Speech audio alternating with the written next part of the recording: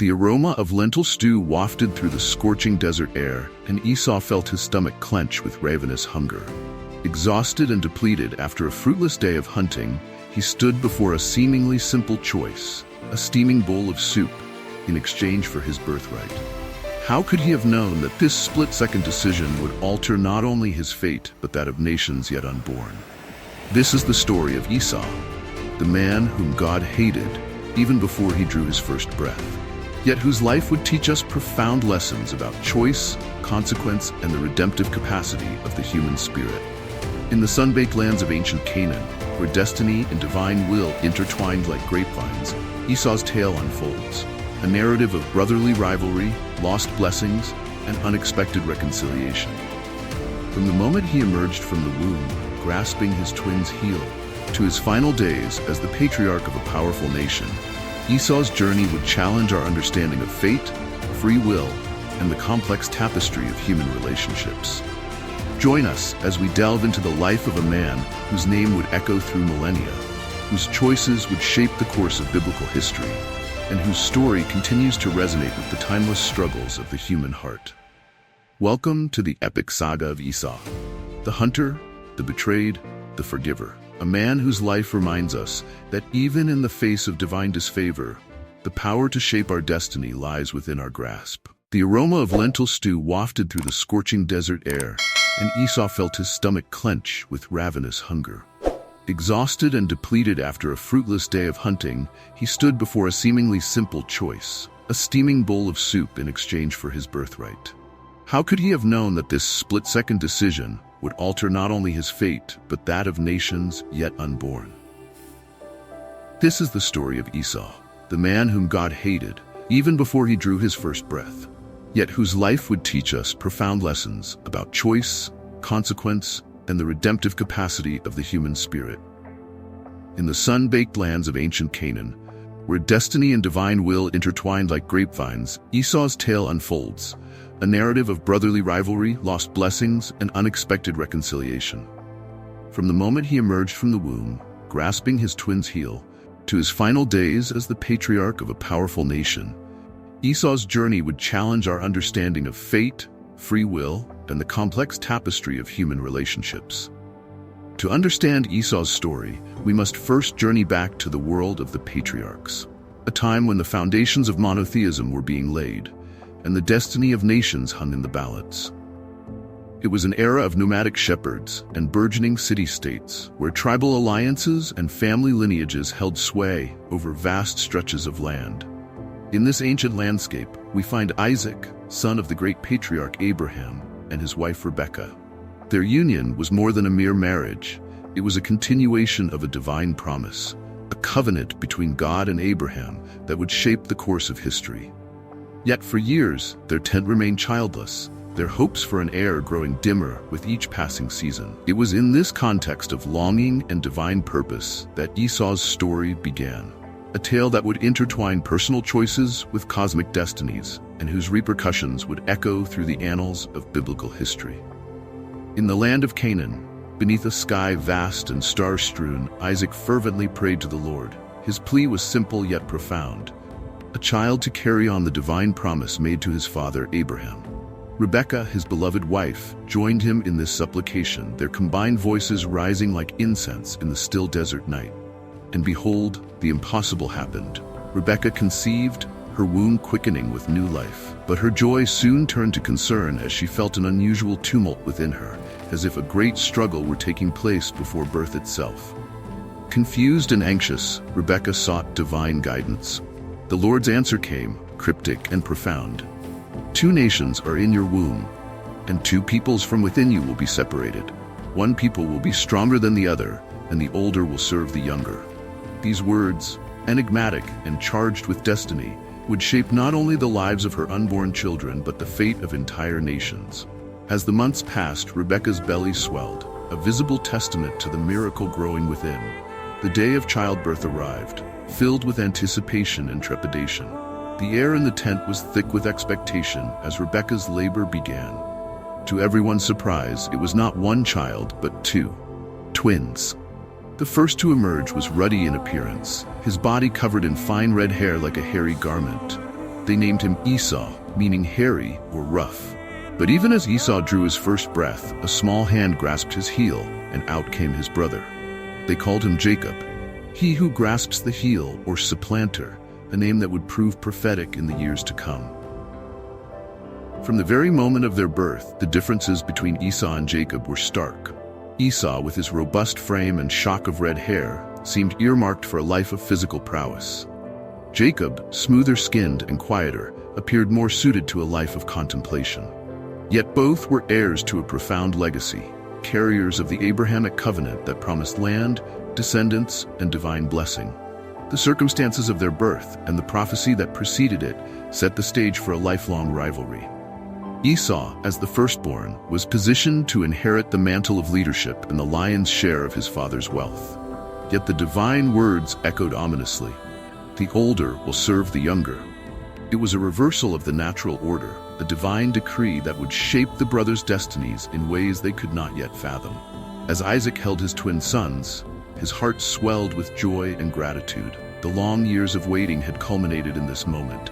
Not one heir, but two.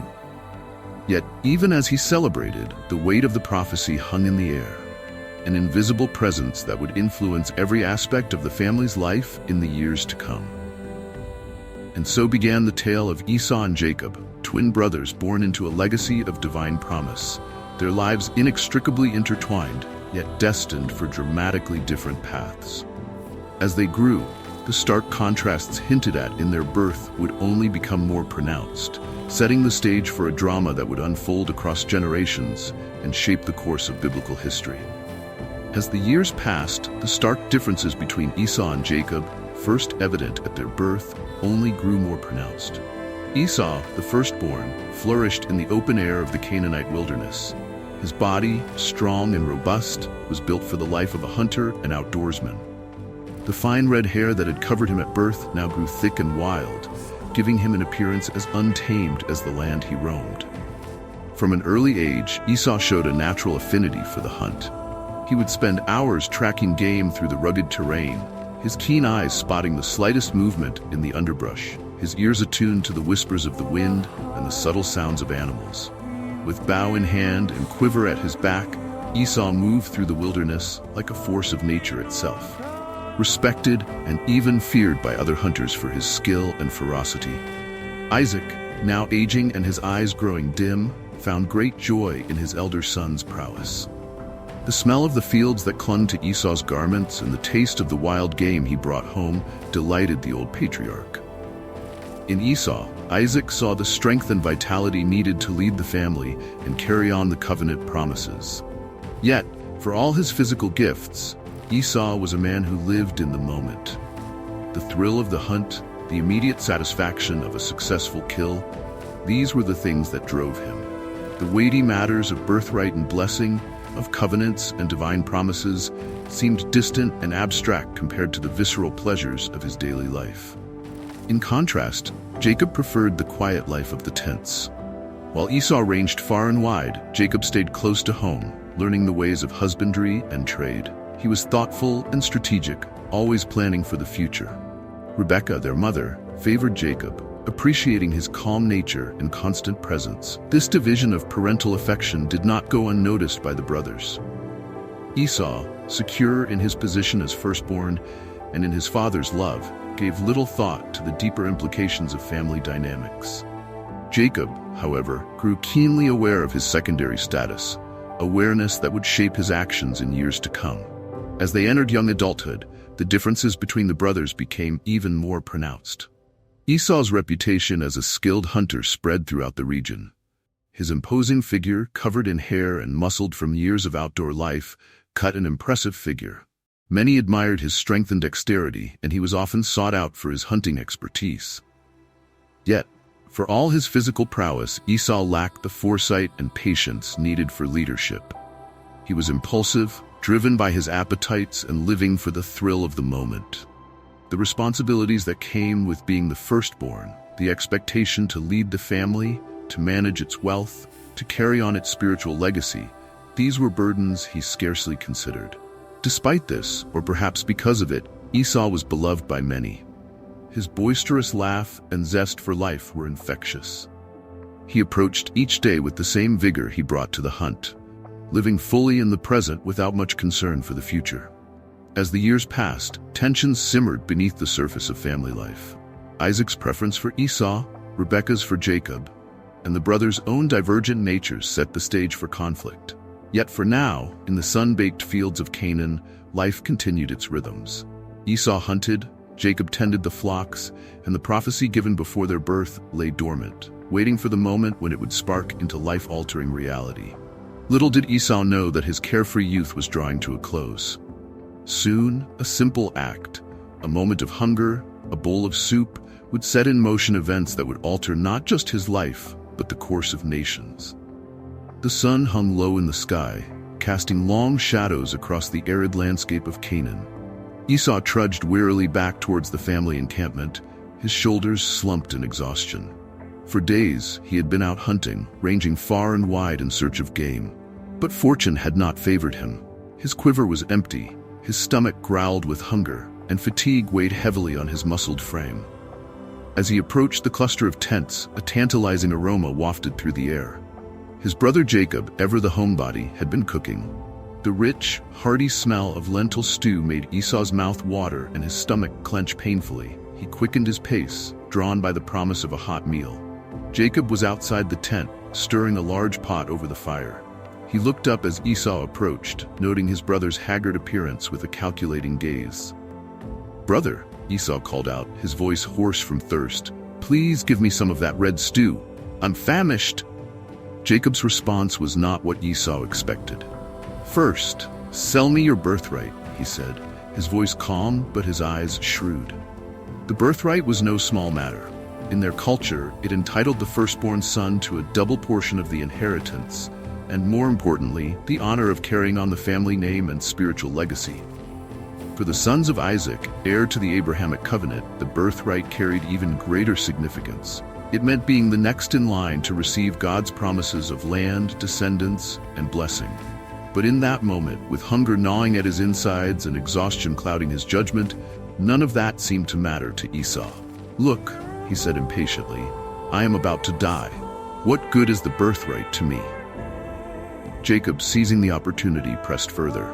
"Swear to me first," he insisted, and Esau, in a moment of weakness that would echo through the ages, swore an oath, trading his birthright for a bowl of stew. The transaction was swift. Jacob ladled out a generous portion of the lentil stew, adding a chunk of bread. Esau ate and drank eagerly, satisfying his immediate hunger. But in doing so, he had given up something of immeasurable value. As the last spoonful of stew disappeared and the fog of hunger lifted, Esau stood and walked away, seemingly indifferent to what had just transpired. The Bible succinctly and powerfully summarizes this moment. So Esau despised his birthright. This simple act, a hasty decision made in a moment of physical need, would have far-reaching consequences. It revealed much about Esau's character. He was a man driven by his immediate desires, unable or unwilling to consider the long-term implications of his choices. The birthright, with all its spiritual and material significance, meant less to him in that moment than satisfying his hunger. Jacob, on the other hand, showed himself to be calculating and opportunistic. He recognized the value of the birthright and was willing to exploit his brother's weakness to obtain it. His actions, while morally questionable, demonstrated a deep understanding of the importance of spiritual blessings and a fierce determination to secure what he saw as his destiny. As news of the exchange spread through the family, it caused ripples of shock and dismay. Rebekah, who had always favored Jacob, might have felt a mixture of pride in her younger son's cunning and concern for the growing rift between the brothers. Isaac, unaware of the full implications of what had occurred, continued to favor Esau, setting the stage for future conflict. The sale of the birthright marked a turning point in Esau's life. Though he might not have realized it at the time, he had set in motion a chain of events that would shape not only his future, but that of his descendants. The prophecy given before his birth, that the older would serve the younger, had taken its first step towards fulfillment. In the days and weeks that followed, life in Isaac's household continued much as before. Esau returned to his hunting, Jacob to his flocks, but beneath the surface, the dynamics had shifted irrevocably. Jacob now held the legal right to the familial and spiritual inheritance, while Esau had revealed a fundamental lack of appreciation for his spiritual heritage. As the dust settled on this momentous transaction, questions lingered in the air. Had Esau's fate been sealed by this one impulsive act? Or was there still room for redemption, for a reclaiming of what was lost? The stage was set for even more dramatic events that would test the brothers' character, challenge their family bonds, and ultimately shape the destiny of nations. Years had passed since Esau had traded his birthright for a bowl of stew, and life in Isaac's household had continued its rhythms. Isaac, now old and nearly blind, felt the weight of his years and the urgency of passing on the patriarchal blessing. This blessing was more than just words. It was a sacred rite, believed to carry divine power and to shape the destiny of the recipient and his descendants. One day, Isaac called for Esau, his voice wavering with age, but still carrying the authority of the family patriarch. "My son," he said, "I am old, and do not know the day of my death. Now then, take your weapons, your quiver and bow, and go out to the field to hunt some wild game for me. Prepare me the kind of tasty food I like, and bring it to me to eat, so that I may give you my blessing before I die." Esau's heart swelled with emotion. Despite having sold his birthright years ago, he still held a special place in his father's affections. Without hesitation, he gathered his hunting gear and set out, determined to bring back the finest game for his father's meal. But Rebekah had been listening. Her mind raced as she formulated a plan. She had always favored Jacob, and she remembered the prophecy given before the twins' birth, that the older would serve the younger. In her mind, this was the moment to ensure that prophecy's fulfillment. Quickly, she called for Jacob. "Listen, my son," she whispered urgently. "I overheard your father telling Esau to hunt game and prepare it for him, so he can give him his blessing. Now, obey me. Go to the flock and bring me 2 choice young goats. I'll prepare your father's favorite dish. Then you'll take it to your father to eat, so that he may give you his blessing before he dies." Jacob, ever cautious, protested. "But mother, Esau is a hairy man, and I'm smooth-skinned. What if my father touches me? I'd appear to be tricking him and would bring down a curse on myself rather than a blessing." Rebekah, determined and resolute, replied, "My son, let the curse fall on me. Just do what I say." And so the deception was set in motion. Rebekah prepared the meal, its aroma filling the tent, reminiscent of Esau's cooking. She took Esau's best clothes and put them on Jacob, and covered his hands and neck with goat skins to mimic Esau's hairiness. With trepidation, Jacob entered his father's tent, carrying the savory meal. "My father," he called out, trying to deepen his voice to match Esau's. Isaac, suspicious of the quick return, asked, "Who is it?" "I am Esau, your firstborn," Jacob lied, his heart pounding. "I have done as you told me. Please sit up and eat some of my game so that you may give me your blessing."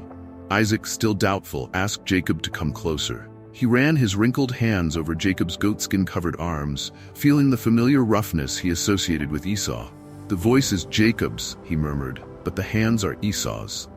Confused but seemingly convinced, Isaac ate the meal Jacob had brought.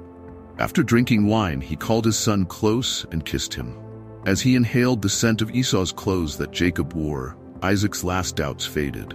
With solemnity, he began to pronounce the blessing. "Ah, the smell of my son is like the smell of a field that the Lord has blessed.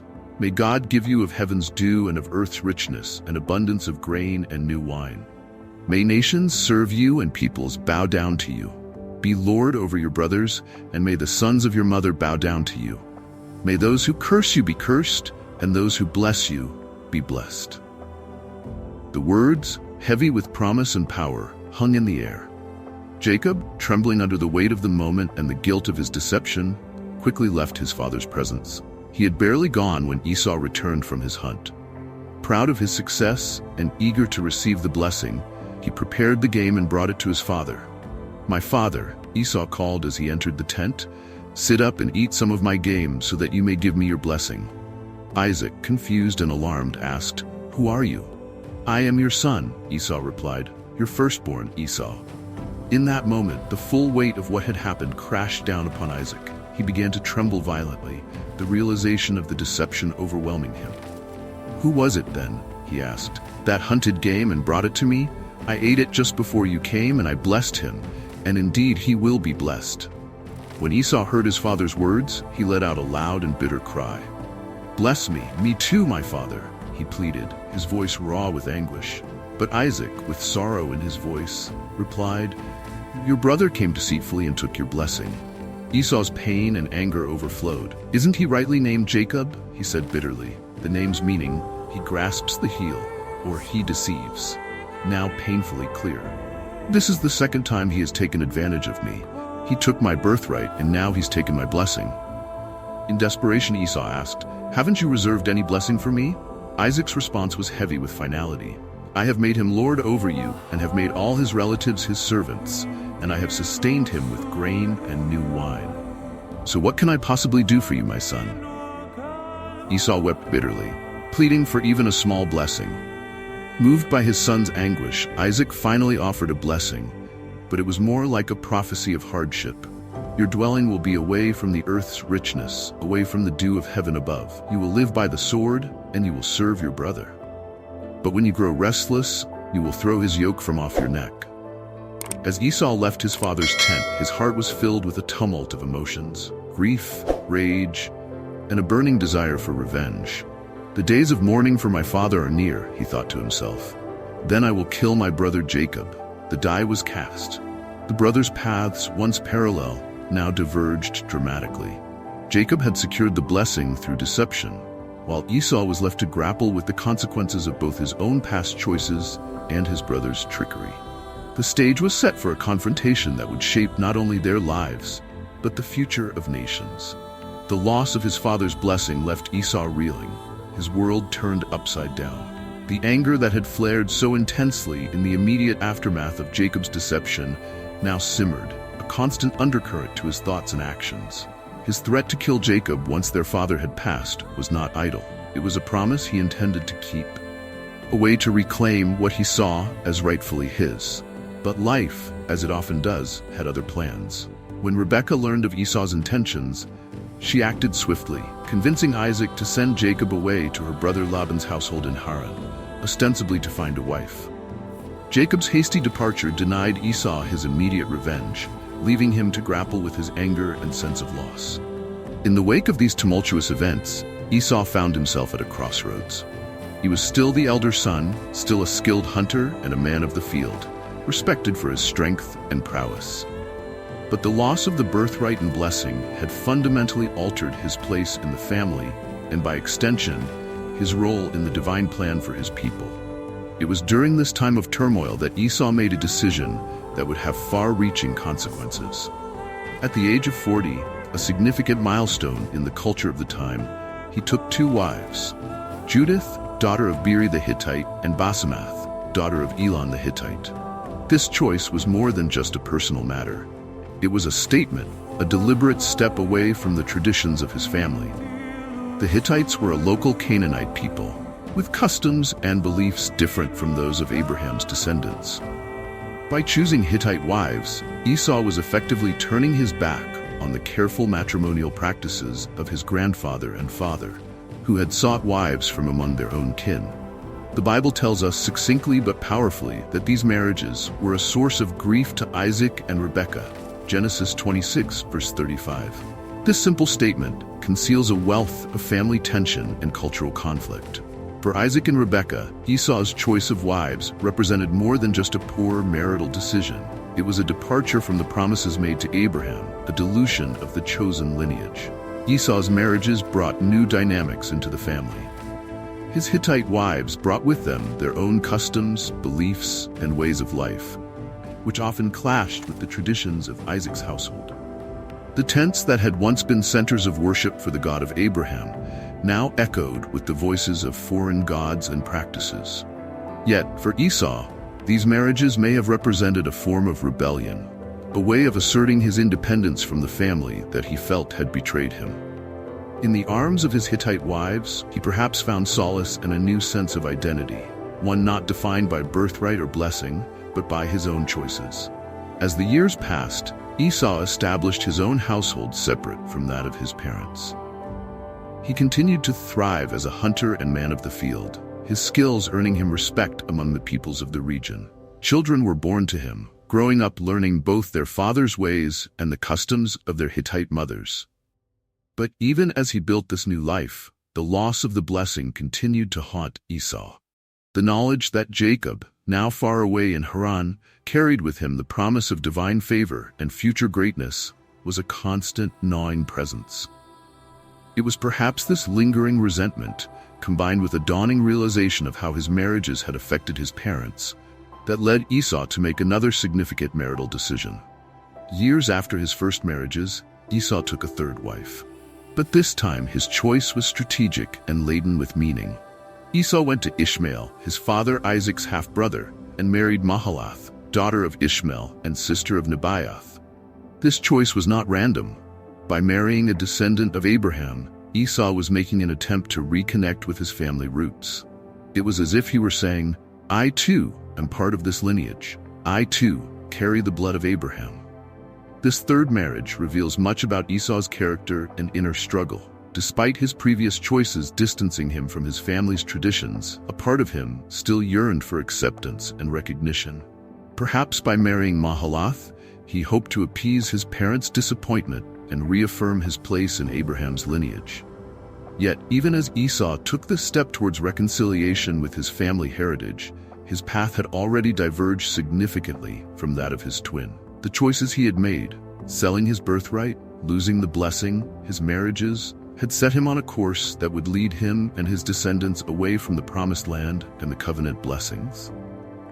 As Esau navigated this complex web of family dynamics, cultural pressures, and personal desires, events were unfolding that would soon bring him face to face with his past. Jacob, after years in exile, was returning to Canaan. The stage was set for a confrontation that would test the depths of Esau's anger, the strength of family bonds, and the possibility of forgiveness and reconciliation. As the years passed, Esau's life took a new direction. The pain of losing his birthright and blessing, while never fully forgotten, began to fade into the background as he focused on building a future for himself and his growing family. The man who had once been defined by his relationship to his father and brother was now carving out his own identity and legacy. Esau's decision to move his family and possessions to the region of Seir, south of Canaan, marked a significant turning point in his life. This mountainous area, with its rugged terrain and abundant wildlife, suited Esau's adventurous and independent spirit. Here, away from the shadows of his past, he could truly become his own man. The Bible recounts this move succinctly. Esau took his wives and sons and daughters and all the members of his household, as well as his livestock and all his other animals and all the goods he had acquired in Canaan, and moved to a land some distance from his brother Jacob. Their possessions were too great for them to remain together. The land where they were staying could not support them both because of their livestock. So Esau, that is, Edom, settled in the hill country of Seir. Genesis 36, 6-8. This passage reveals much about Esau's circumstances. He had clearly prospered, accumulating significant wealth in livestock and goods. The move to Seir was not one of desperation, but of expansion and opportunity. Esau was not fleeing, but advancing towards a new future. In Seir, Esau's family flourished. His wives bore him many children, and these children in turn had children of their own. Esau's descendants, known as the Edomites, began to establish themselves as a distinct people. They were a mix of Esau's Canaanite heritage through his Hittite wives and his Abrahamic lineage through his wife Mahalath. The Bible provides a detailed genealogy of Esau's descendants in Genesis 36, a testament to their importance in the region's history. Among his descendants were many tribal chiefs and kings, indicating that Esau's family quickly rose to prominence in their new homeland. As the Edomites grew in number and strength, they began to displace the original inhabitants of Seir, the Horites. This process, likely occurring over several generations, transformed the region from a loose collection of tribal territories into a more unified nation under Edomite rule. The land of Edom, as it came to be known, was rich in natural resources. The red sandstone mountains of Seir not only provided natural defenses, but also contained valuable copper deposits. The Edomites became skilled metalworkers, their craftsmanship renowned in the ancient Near East. Their strategic location along important trade routes also brought wealth and influence. Esau's descendants adopted a monarchical system of government earlier than their Israelite cousins. The Bible records a list of Edomite kings who ruled before any Israelite king reigned, Genesis 36:31. This suggests that the Edomites developed a centralized political structure that allowed them to effectively control their territory and manage their resources. The Edomites' way of life reflected their environment and their heritage. Like Esau, they were known for their skill in hunting and warfare. The blessing turned prophecy that Isaac had given Esau began to manifest. You will live by the sword and you will serve your brother.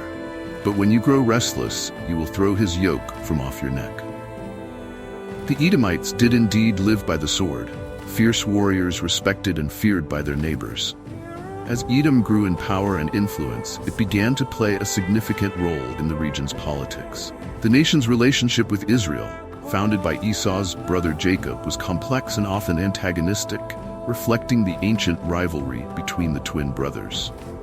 Yet, for all their strength and prosperity, the Edomites never fully embraced the spiritual heritage of Abraham. While they retained some knowledge of the God of their fathers, they also incorporated the deities and practices of the surrounding cultures. This spiritual drift would have profound consequences for the nation in the centuries to come. Esau, now known also as Edom, a name meaning red, perhaps referring to his ruddy appearance or the red stew for which he sold his birthright, had indeed become the father of a nation. From a man who once felt he had lost everything, he had transformed into the patriarch of a powerful people. His story was far from over, but it had taken a turn that perhaps even he could not have foreseen in his younger days. As Edom established itself in the hills of Seir, events were unfolding that would once again bring Esau face to face with his past. His brother Jacob, now called Israel, was returning to Canaan after years in exile. The stage was set for a reunion that would test the limits of brotherly love and the possibility of reconciliation. The years had passed, and Esau had built a life for himself and his people in the rugged lands of Seir. He had become a powerful chieftain, the father of a nascent nation. Yet despite his success, the wounds of the past had never fully healed. The memory of his lost birthright and blessing, the anger at his brother's deception, still smoldered in the depths of his heart.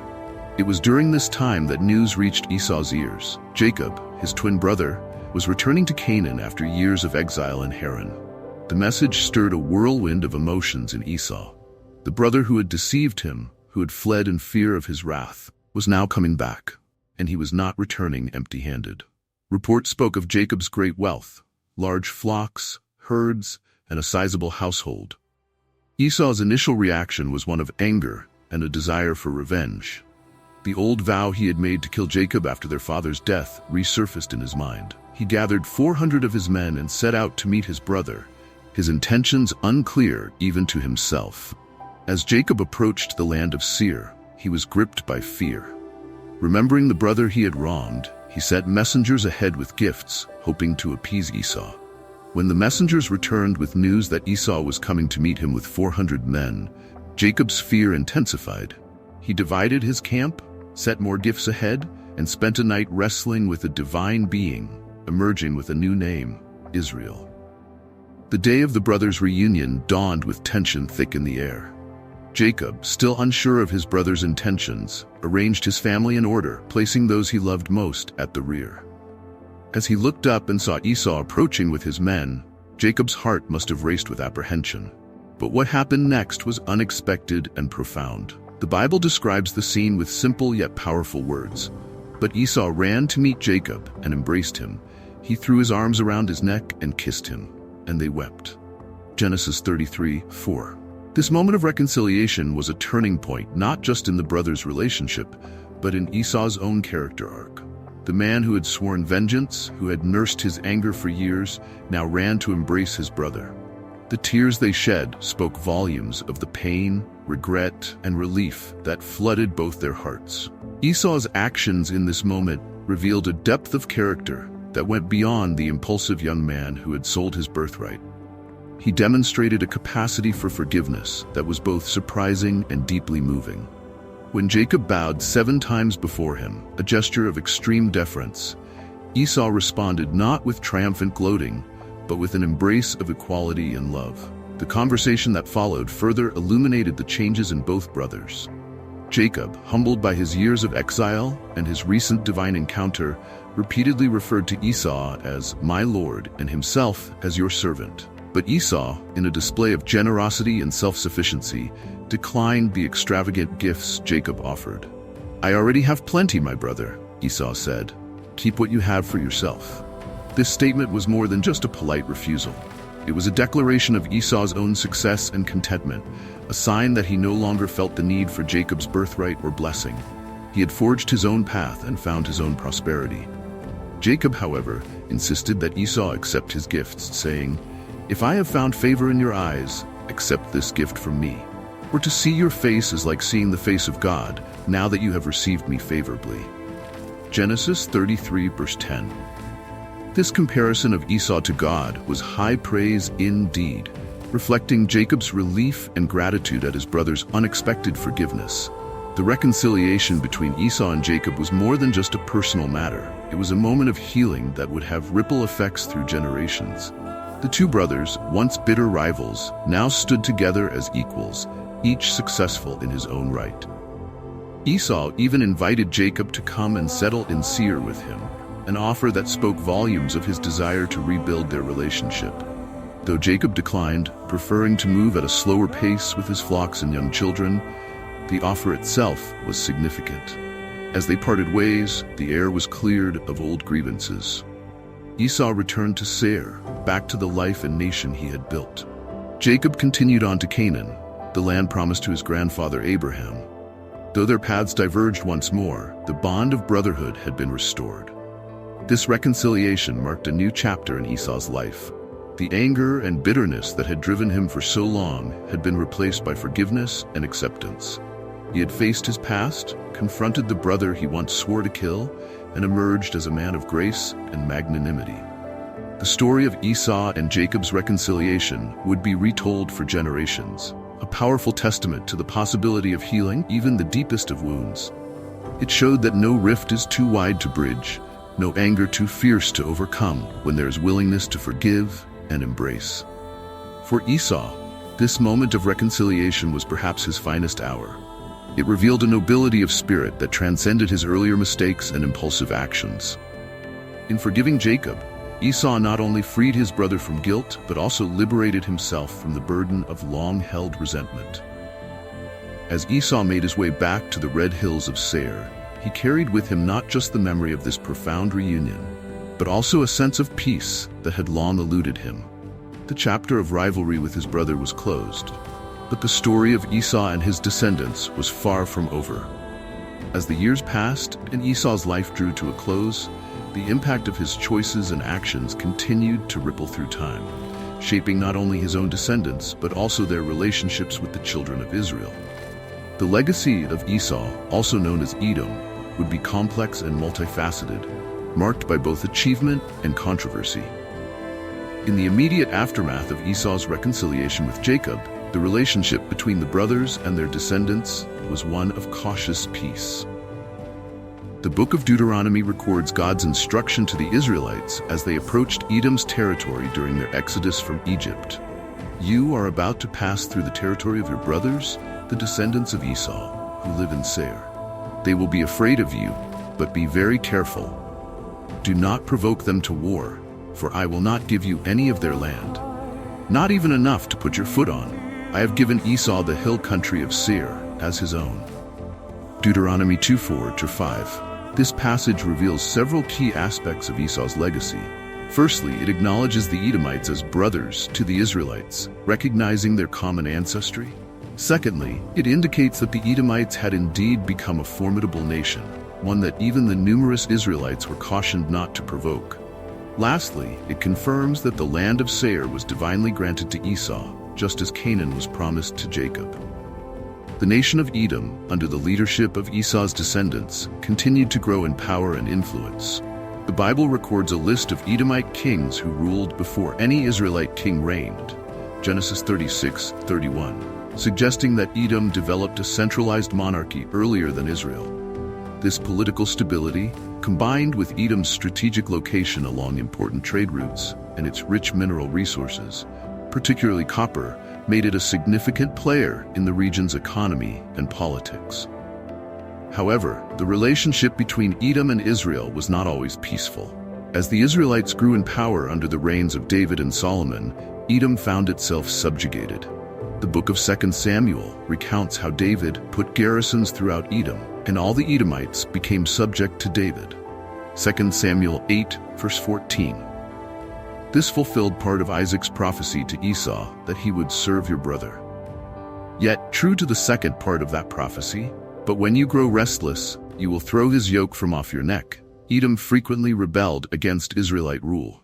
These conflicts would continue for centuries, with periods of Edomite independence interspersed with times of subjugation to Israel or other regional powers. One of the most contentious aspects of Esau's legacy emerged during one of Israel's darkest hours. When the Babylonians destroyed Jerusalem in 586 BCE, the Edomites were accused of not only failing to help their brothers, but actively collaborating with the invaders. The prophet Obadiah harshly condemned Edom for this perceived betrayal. Because of the violence against your brother Jacob, you will be covered with shame, you will be destroyed forever. Obadiah 1:10. This event seared itself into Israelite memory, and Edom became, in some prophetic and poetic texts, a symbol of all nations hostile to Israel. The complex relationship between the descendants of the twin brothers had come full circle, from personal reconciliation to national enmity. Yet, Esau's legacy was not solely defined by conflict. The Edomites were known for their wisdom traditions, with the biblical book of Job possibly set in Edomite territory. Job's friend Eliphaz was a Temanite, and Teman was a prominent Edomite clan named after Esau's grandson. This suggests that despite the political and military conflicts, there was also cultural exchange and shared intellectual traditions between the descendants of Esau and Jacob. As centuries passed, the distinct identity of the Edomites gradually faded. They were conquered by the Nabateans in the 4th century BCE, and later many were incorporated into the Jewish nation during the Hasmonean period, with the Edomite descendant Herod the Great eventually becoming king of Judea. In the end, Esau's legacy is one of both fulfillment and loss. He became the father of a nation as promised. His descendants ruled kings and built a prosperous civilization. Yet the nation he founded eventually lost its independence and distinct identity, fulfilling the prophecies of its subjugation to Jacob's descendants. Perhaps the most enduring aspect of Esau's legacy lies not in political or military achievements, but in the moral and spiritual lessons drawn from his life. His initial impulsiveness, his later forgiveness, the complex dynamics of his family relationships, all these continue to provide rich material for reflection on human nature, divine providence, and the consequences of our choices. In Jewish and Christian traditions, Esau's story has been interpreted and reinterpreted countless times, each generation finding new relevance in the tale of the red-haired hunter who sold his birthright but found the strength to forgive. His legacy serves as a reminder of the complexities of human character, the weight of our choices, and the power of reconciliation. The story of Esau, woven through the fabric of biblical narrative, offers a rich tapestry of themes and lessons that continue to resonate with readers across millennia. At its core, Esau's tale is one of human complexity, divine providence, and the far-reaching consequences of our choices. One of the primary themes in Esau's story is the tension between immediate gratification and long-term vision.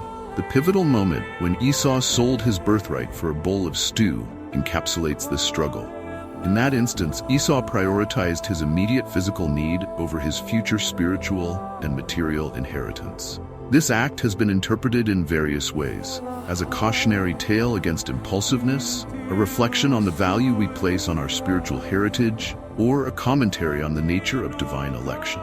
The concept of divine choice and human free will is another significant theme. The prophecy given before Esau's birth, "The older will serve the younger," raises complex questions about predestination and individual agency. Esau's life seems to unfold in fulfillment of this prophecy, yet his actions are presented as his own choices.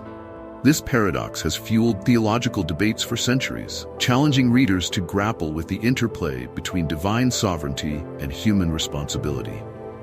Esau's story also provides profound insights into family dynamics and the consequences of favoritism. The preferential treatment Isaac showed towards Esau and Rebekah towards Jacob created an environment ripe for conflict and deception. The pain and resentment stemming from this family dysfunction had repercussions that extended far beyond the immediate family, shaping the destinies of entire nations. Yet, perhaps one of the most powerful lessons from Esau's life is the possibility of personal growth and the power of forgiveness. The man who once vowed to kill his brother later ran to embrace him, exemplifying a capacity for change and reconciliation that is deeply inspiring. This transformation challenges us to consider our own ability to forgive and the healing power of letting go of past grievances. The narrative of Esau also invites reflection on the nature of blessing and success. Despite losing the paternal blessing, Esau went on to prosper and establish a powerful nation. This raises questions about the true nature of blessing. Is it solely divine favor, or can it also be the result of personal effort and resilience? From an ethical standpoint, Esau's story prompts us to consider the consequences of our actions, not just for ourselves, but for future generations. The choices Esau made, from selling his birthright to his marriages, had impacts that reverberated through history, affecting the relationships between entire peoples. Theologically, Esau's life has been interpreted in various ways. In some traditions, he is seen as an archetype of the profane person who despises his spiritual heritage. In others, he is viewed more sympathetically as a flawed but ultimately redeemed character. These differing interpretations remind us of the depth and complexity of biblical characters and the dangers of overly simplistic moral categorizations. Ultimately, the story of Esau teaches us about the complexity of human nature, the weight of our choices, the possibility of change, and the enduring impact of family relationships. It challenges us to consider our own priorities, the way we handle conflicts, and our capacity for forgiveness and reconciliation. In a world that often seeks simple narratives of heroes and villains, Esau's story stands as a testament to the nuanced reality of human experience. It reminds us that every life is a complex journey of choices, consequences, and potential redemption, inviting each reader to find reflections of their own struggles and triumphs in this ancient yet eternally relevant tale. In the story of Esau, we see a man who lost everything in a moment of weakness. His birthright, his blessing, his place in his family, all slipped through his fingers like sand. For years, he nursed his anger and pain, allowing bitterness to take root in his heart. Many of us can relate to Esau's struggle. We've all experienced moments of regret, times when our actions or the actions of others have left us feeling betrayed, angry, or lost. But Esau's story doesn't end in bitterness. It culminates in one of the most powerful acts of forgiveness in biblical history. When faced with the brother who had wronged him, Esau didn't choose vengeance. He chose to embrace Jacob, to weep with him, to forgive. This moment of reconciliation teaches us that it's never too late to heal, never too late to forgive. The wounds of the past, no matter how deep, can be mended by the power of forgiveness. Esau's choice to forgive didn't just free Jacob from guilt. It liberated Esau himself from the prison of his own resentment. Each of us carries our own burdens of past hurts and regrets. Like Esau, we have a choice. We can hold on to our pain, allowing it to define us, or we can choose the path of forgiveness. It's not an easy path. It requires courage, vulnerability, and often a journey of self-reflection and growth. But in choosing forgiveness, we open ourselves to healing and new beginnings. We free ourselves from the weight of the past and create space for love, growth, and renewed relationships. Esau's story reminds us that our past mistakes and the wrongs done to us don't have to dictate our future. Today, I challenge you to look at your own life. Is there someone you need to forgive? Or perhaps you need to forgive yourself. Take inspiration from Esau. Embrace the transformative power of forgiveness. It may not change your past, but it has the power to completely reshape your future. Remember, forgiveness is not about forgetting or excusing the past. It's about choosing to release the hold that past events have on you. It's about reclaiming your power and writing a new chapter in your story. Like Esau, you have the strength within you to turn the page on past hurts and embrace a future filled with peace and possibility. The choice is yours. Will you take the brave step towards forgiveness and redemption? The story of Esau, from his birth as the firstborn of Isaac to his reconciliation with Jacob and his legacy as the father of the Edomites, is a tale that spans a lifetime and echoes through millennia. It's a narrative of complex family dynamics, pivotal choices, and the interplay between divine providence and human free will. Esau's journey from an impulsive youth who sold his birthright to a powerful chieftain who found the strength to forgive reminds us of the potential for growth and redemption in every life. His story challenges us to consider the long-term consequences of our actions, the true nature of blessing and success, and the power of forgiveness to heal even the deepest wounds. As we reflect on Esau's life, we're invited to examine our own choices, our family relationships, and our capacity for change and reconciliation. In a world that often seems divided, Esau's ultimate reconciliation with Jacob offers hope for healing and unity. And now, as we come to the end of this biblical epic, I want to hear from you. What aspects of Esau's story resonated with you the most? Do you see parallels in your own life or in the world around us today? Share your thoughts in the comments below. If you enjoyed this deep dive into the life of Esau, don't forget to like this video and subscribe to our channel. We'll be exploring more fascinating biblical characters and their timeless lessons in future videos. Hit that notification bell so you don't miss out on our upcoming content. Remember, every life is a story of choices and consequences, struggles and triumphs. May Esau's tale inspire you to reflect on your own journey and the legacy you're creating. Until next time, thank you for watching, and may you find wisdom in the ancient stories that continue to shape our world.